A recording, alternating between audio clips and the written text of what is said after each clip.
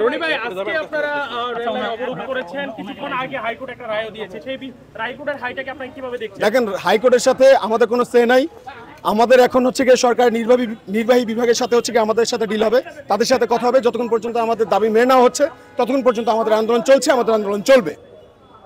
Rail লাইনে আপনারা কতক্ষণ আছে? আমরা আজকে সারাদিন সকাল সন্ধ্যা চলবে রেল লাইন অবরোধ।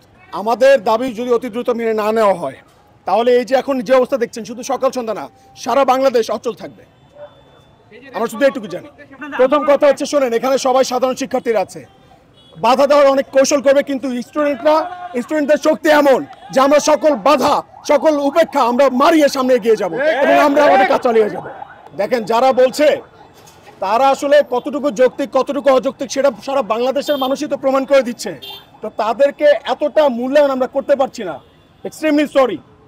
এতগুলো মানুষ এখানে আছে, এতগুলো শিক্ষার্থী এখানে আছে, আপনারা কিভাবে বলছেন এটা অযৌক্তিক? আপনি যদি সাধারণ মানুষের কথাই না ভাবতে পারেন, সাধারণ মানুষের প্রবলেমের মেজারমেন্ট করতে না পারেন, তাহলে আপনার চিন্তা শক্তি, আপনার প্রজ্ঞা, আপনার জ্ঞান এবং সেটা বিবেচনা করে কথা বলাই তো আপনার অযৌক্তিক। তারা বলছে ৭১-এর রক্ত না দিলে এই দেশ স্বাধীন না হলে এই দেশটাই হতো না। মুক্তিযোদ্ধাদের প্রতি আমাদের সবার সম্মান, তাদেরকে রাখি আমাদের হৃদয়ের মণিকোঠায়। তাদের সর্বোচ্চ সম্মানে আমরা আমাদের এই যে জাতীয় পতাকা তুলে ধরেছি। দেখেন, আমরা কেউ জাতীয় পতাকা অবমাননা করছি না। আমি বুঝতে পেরেছি আপনারা যেটা বলতে চাচ্ছেন।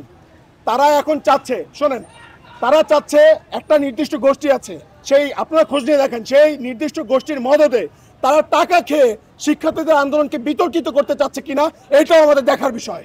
প্রথম কথা হচ্ছে, আমাদের দাবি একটা, আমাদের দফা একটা, আমাদের দফা নিয়ে আমরা স্থির থাকবো, অনড় থাকবো।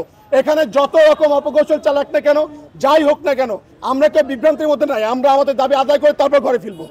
একটা যৌক্তিক আন্দোলন হলে এরকম কিছু কমিউনিটি অলওয়েজ দাঁড়ায় যায় সেটাকে বিতর্কিত করার জন্য। এটা একটা পুরনো রাজনৈতিক কৌশল, যে বলছে যে অমুক দল হচ্ছে গিয়ে ওদেরকে মদত দিচ্ছে, অমুক দল এটাকে যৌক্তিক মনে করছে বলে এই শিক্ষার্থীরা ওদের লোক।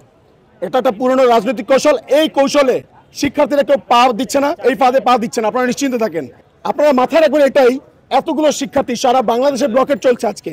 কতজন শিক্ষার্থীকে আপনারা টাকা দিয়ে এখানে আনতে পারছেন? কে আনছে? কোন দল আনছে? কত টাকা আছে কোন দলের? এটা আমরা জানতে চাইবো তাদের কাছে।